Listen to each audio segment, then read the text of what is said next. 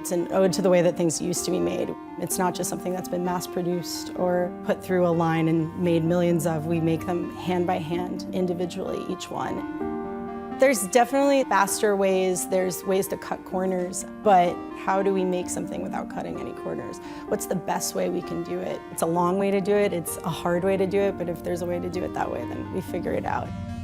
You can really see that in the quality of the bags when you get one, when you hold one.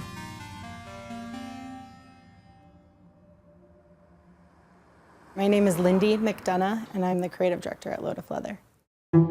For us, we grew up in New England, and I would get a bag one season and have a big logo on it, and then 2 seasons later, you'd almost be embarrassed to have it. And that's not in New England how we grow up, how we have goods. You should have a thing that you can pass down to your next generation, that's going to get more beautiful as you use it.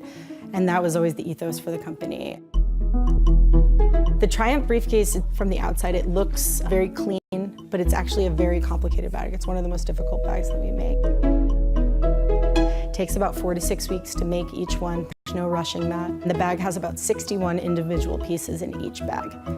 We start on the cutting table. We roll out a hide. Our hides all come from a family-owned tannery.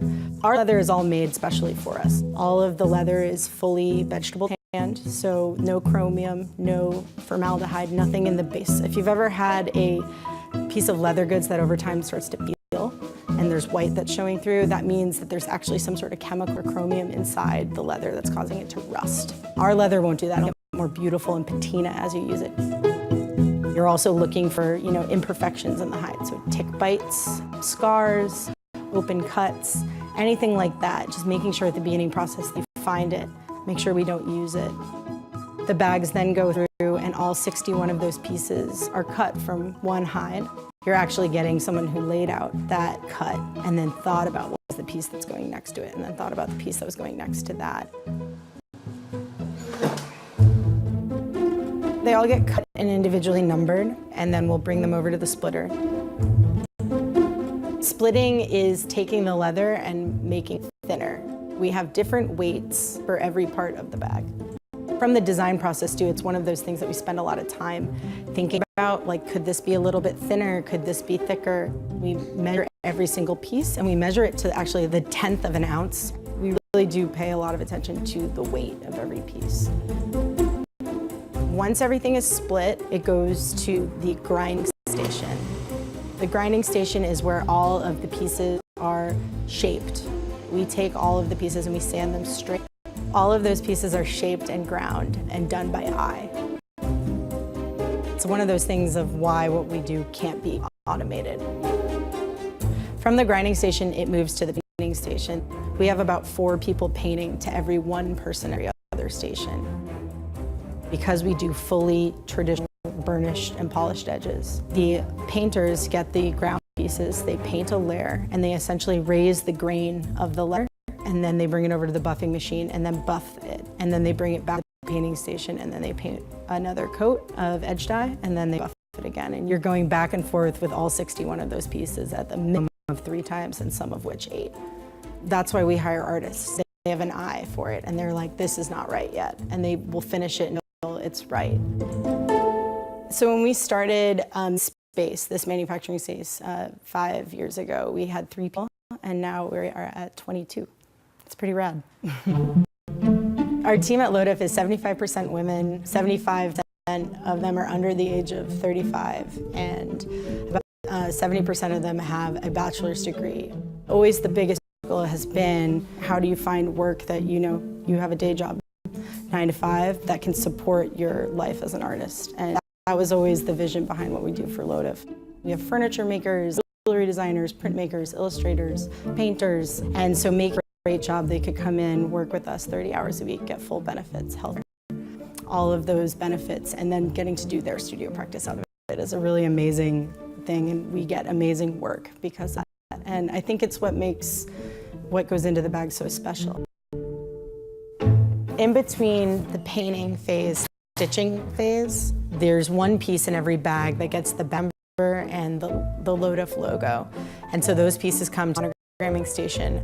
We log all of the numbers in our records. We know what pieces we're going through, what color it was, what style was and what number is correlated to that.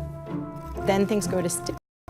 So all 61 of those pieces for the triumph get brought over and get the first level of stitching.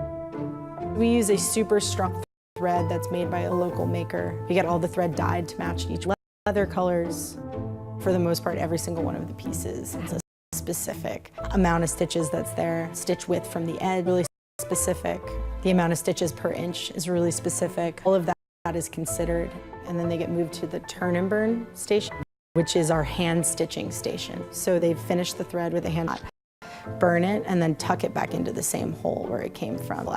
Actually hold and then close the leather over it. So it's locking a set stitch inside of the leather. The hand stitching element that makes our bags pretty special.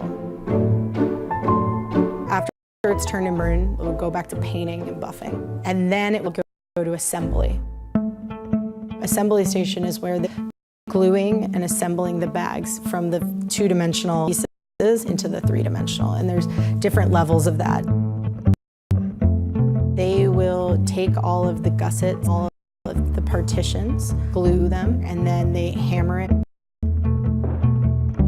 And there's kind of a lot of back and forth between those stations until it's done. It goes back to grinding, back to painting, and then does the full loop all the way again. And it does that about 5 times before the bag is finished.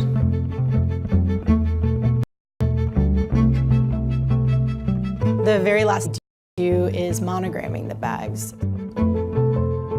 We handwrite a note, and then there's a card that goes in every bag that has a bag number. It's put in a beautiful gift box. Last step before the bag is shipped out. It's important that everything's made here. Accountability. It's accountability to our customers. It's making sure that we are doing things the way that we say that we're doing it and watching it the way. And we really couldn't do that if we weren't making it here and making it ourselves.